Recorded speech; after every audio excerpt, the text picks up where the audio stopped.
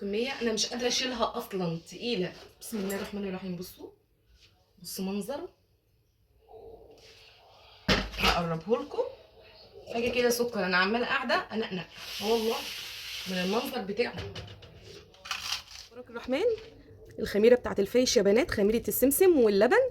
بصوا دي كوبايه لبن مغلي على معلقتين من السمسم الابيض المطحون، طحنته في الكبه ونزلت عليه اللبن المغلي، قفلت البرطمان بتاعي كويس قوي وسبته في المطبخ زي ما هو كده لمده يومين. الجو تلج طبعا، قعد معايا يومين نفس الميعاد اللي انا حطيتها فيه امبارح. فتحت عليها دلوقتي.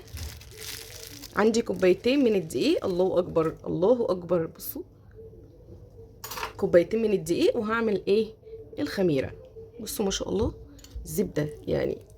هي دي يا بنات الخميره، دي الخميره المظبوطه. تعملي عليها كيلو، تعملي عليها 10، تعملي عليها 20، هي دي نفس المقدار ونفس المكونات. بصوا ريحتها جميله جميله، ما اقولكيش ريحه الخميره بالسمسم بموت فيها، ريحتها حلوه جدا. بصوا ما شاء الله. ما تسيبيش ولا فتفوته في الكوبايه. نزل عليها كوبايه كده من الميه السخنه عشان ناخد كل الخلاصه، وبس كده. شكرا. نقلب.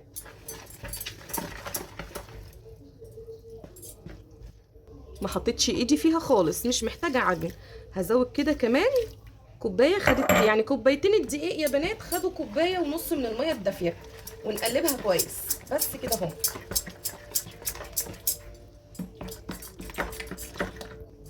بصوا اهي.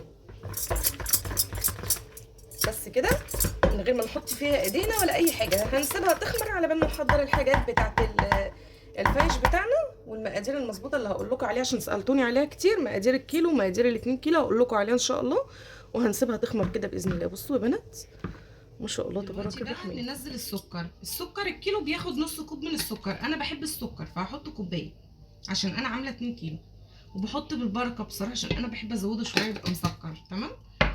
والكركم نفس الكلام، الكيلو بياخد معلقه، انا حاطه 2 كيلو فهحط معلقتين كبار من الكركم. تمام اهو زي ما انتم شايفين كده. واضح يا بنات؟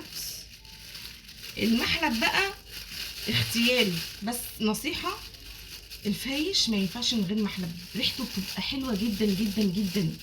بالنسبه لي انا بحب المحلب، هحط محلب لان انا متعوده كده، بشوف ستي كانت بتعمله كده وانا بعمله كده، ولا مره ما حطيتش محلب.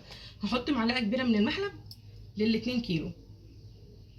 انا عاملاه على طول جاهز معايا، جايباه محمصاه وطحناه عشان يبقى جاهز معايا على طول. تمام. السمسم اختياري، بس انا بصراحه بحب احط فيه سمسم. احط برضو معلقتين 3 4 5 كده، كل واحد والله. عايزه ما تحطيش ما تحطيش براحتك، عايزه تحطي حطي، مش عايزه تحطي ما تحطيش. حطينا الدقيق، حطينا الكركم، حطينا السمسم، حطينا المحلب. مش هحط ينسون عشان الناس اللي بتزعل من ينسون. اول ما الخميره تطلع ناخد الخميره وهي بيله مع الحليب والسمنه وننزلها على طول. كيلو بياخد كوبايه من السمنه ونص كيلو من الحليب. تمام يا بنات؟ تمام. اول ما الخميره تطلع نشربها مع بعض.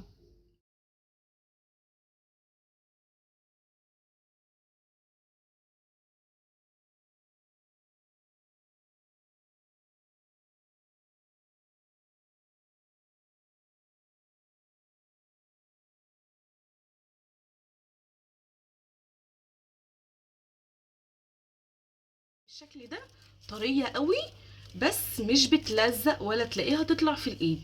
تمام اهي. يعني عشان لما نيجي نلمها كده صباع بعد التخمير او نقرصها تطلع معانا بالشكل ده. بس كده.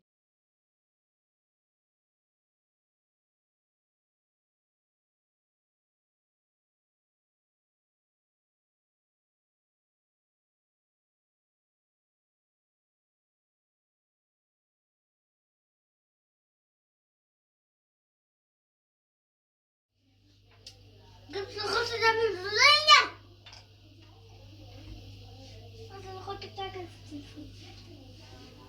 بصوا يا بنات ما شاء الله خمر ازاي. عايزه اقول لكم انا كنت فاقده الامل ان هو يخمر. انا حطيته في الصاج وعملته خلصته، حطيته في الفرن ودخلت نمت تاني يوم النهارده.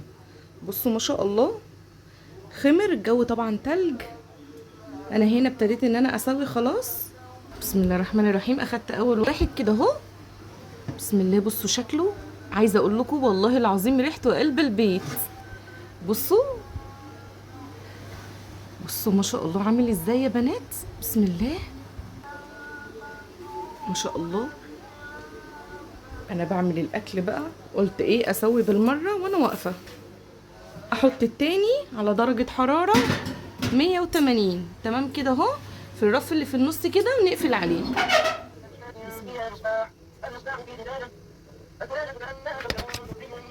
يا بنات الفرن شغاله من فوق ومن تحت 10 دقايق كده، وتخليكي واقفه. يعني انا بطلع اهو، عماله بطلع بقطع وبحط على طول واطلع وهكذا.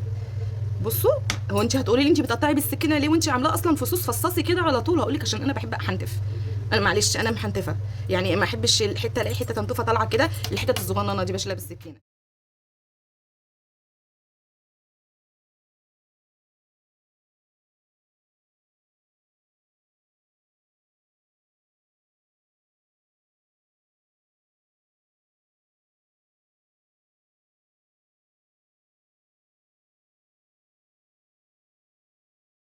بصوا يا بنات الله اكبر، دول 2 كيلو.